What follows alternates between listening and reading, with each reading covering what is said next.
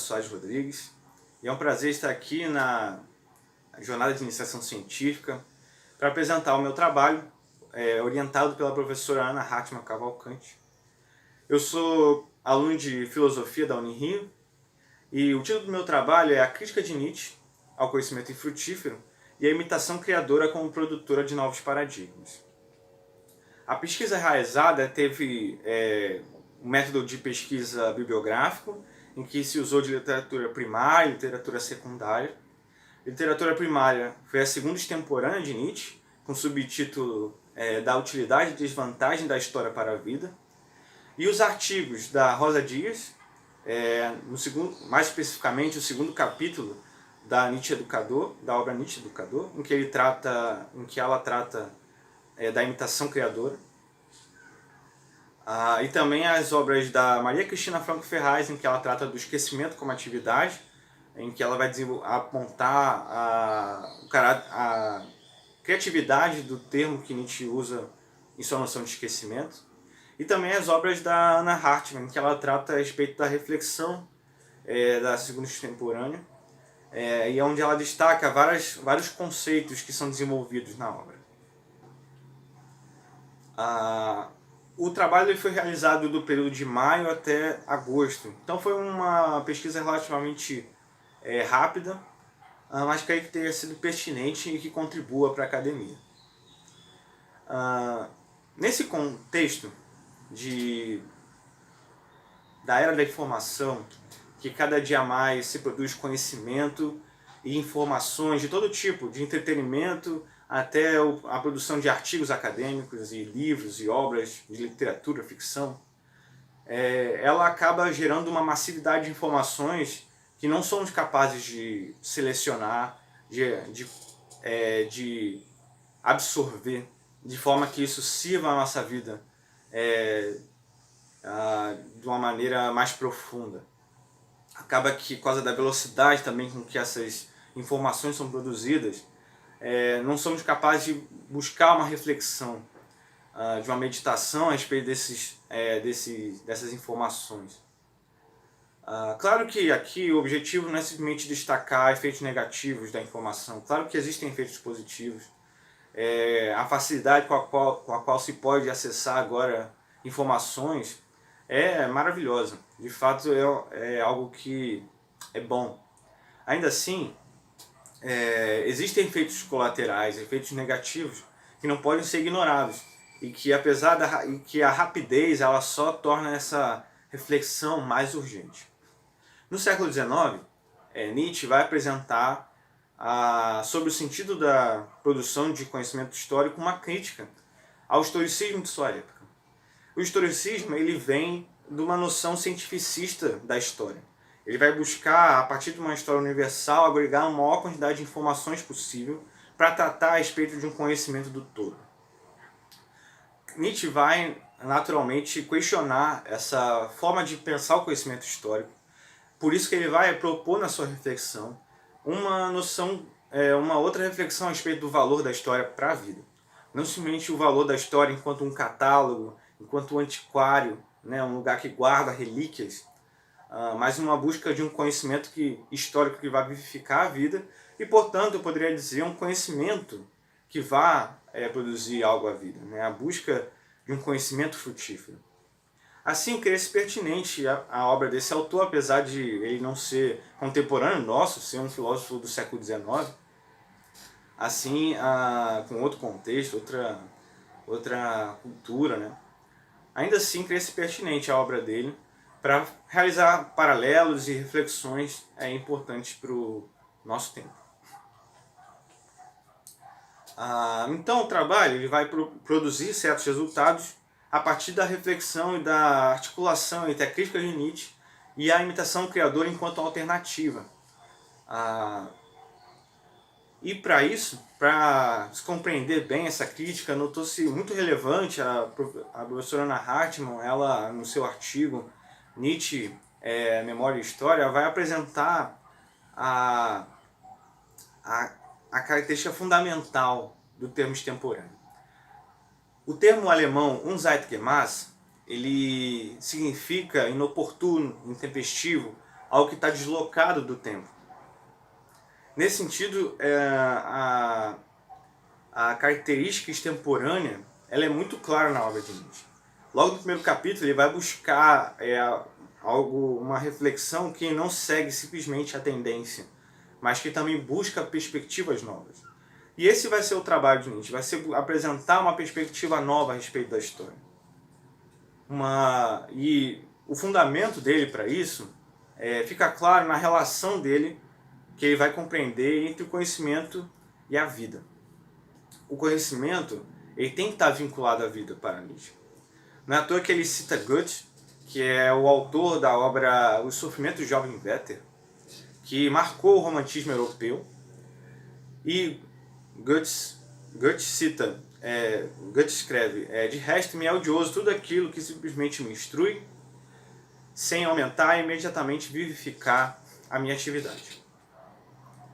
Nietzsche encontra ressonância nessa frase. Ele, a partir da leitura dela, ele vai apontar a necessidade de um conhecimento que não simplesmente instrui ou informa, mas que ele realmente vivifica e apresenta alternativas e respostas ao nosso tempo.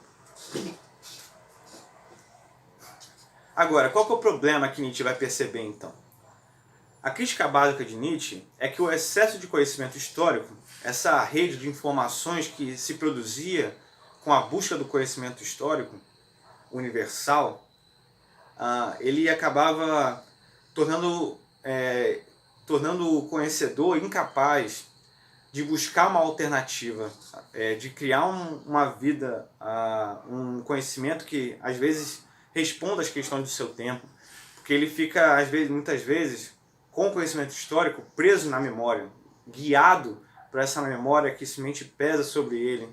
Ele vai trazer várias figuras a respeito disso. Ele vai trazer a figura, por exemplo, do Homem dos Alpes, se eu não me engano no capítulo 2, em que ele aponta que ele não consegue ver tudo. Uma pessoa em determinada posição, ela não vê tudo. E ele vai apontar então a necessidade de que se busque superar essa saturação de informações, para que se busque um conhecimento frutífero, porque de alguma forma essa saturação ela torna infrutífero o conhecimento para a vida, porque isso torna meramente informativo. Então ele vai criticar a linearidade do tempo, vai criticar a concepção de uma história universal e vai fazer uma ênfase então em outros aspectos da noção de memória e de esquecimento. É muito importante essas concepções porque existem vários termos que ele vai desenvolver ao longo da obra dele, que são como a noção de ahistórico, histórico e suprahistórico, como relações do homem com a história. Por exemplo, o ahistórico é a noção de você não ter uma relação de continuidade do tempo. O histórico é exatamente você ter essa noção de linearidade. Também vai ter noções de modos de história, que também trata dessa relação com a história, mas de uma maneira mais ampla. Então a história tradicional, existe a história tradicional, a história crítica e a história monumental. Essa história monumental ela é fundamental até para a reflexão que a gente traz nesse artigo, no trabalho da iniciação científica, porque ela busca, ela tem um caráter criativo. Ela vai ser, por exemplo, no capítulo 10, a Anna Hartmann ela destaca o caráter monumental da cultura grega. Nietzsche ele vai enfatizar que a cultura grega ela conseguiu, mesmo no meio de um contexto cultural muito diversificado, produzir uma coisa única, que não fosse simplesmente a cópia daquilo que havia ao redor. E é isso que Nietzsche vai conceber como uma produção de um conhecimento vivo, que está claramente ligado com a cultura. Nessa produção, esses resultados eles vão ser valiosos para se perceber o papel da memória e do esquecimento para Nietzsche. Até uma característica extemporânea, porque Nietzsche não vai trazer simplesmente a memória como uma coisa positiva, como geralmente se concebe, e nem o esquecimento como algo negativo, como geralmente se concebe. Ele vai entender que o esquecimento ele tem um papel fundamental para a vida, Porque o que aconteceria se nós lembrássemos a todo momento, né? Nesse sentido, a Maria Cristina Franco Ferraz ela vai apresentar a crítica de Nietzsche como apontando o papel positivo do esquecimento, como um guardião da psique, como essa capacidade, como essa faculdade que permite que nós esqueçamos e adquiramos conhecimentos novos e assimilemos aquilo que nós absorvemos. Nisso é que Nietzsche vai apontar que não existe vida sem esquecimento. E claro que isso vai ter um papel fundamental para se entender o que a Rosa Dias vai apresentar como a imitação criadora e o papel fundamental dessa mímese da criação. Essa imitação dessa capacidade criativa de uma história monumental, como por exemplo a grega, que no meio desse contexto multicultural conseguiram produzir algo único.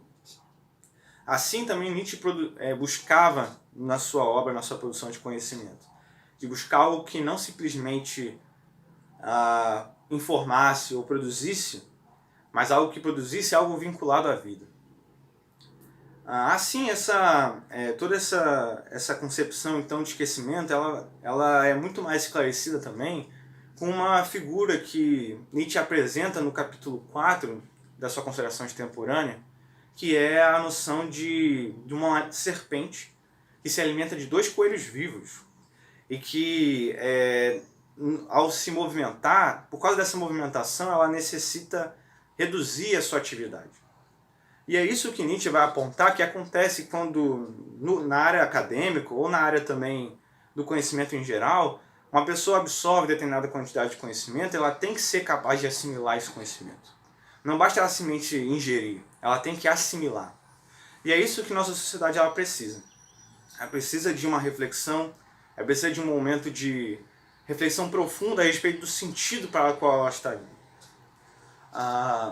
Nesse sentido, eu percebo que há nessa reflexão elementos que são fundamentais para a nossa reflexão, de buscar uma alternativa criadora que não seja simplesmente uma replicação, que é algo que a Rosa Dias vai enfatizar na produção de conhecimento, uma imitação criadora.